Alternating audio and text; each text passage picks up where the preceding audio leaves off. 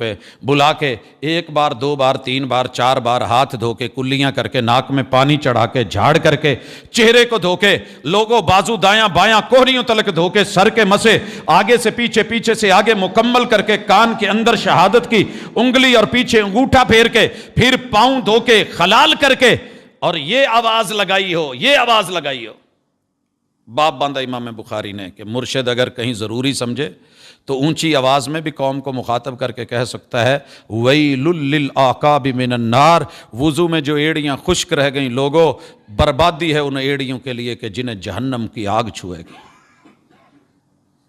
کیا کہہ رہے ہیں؟ وضو کرنا ہے تو مکمل کیجئے،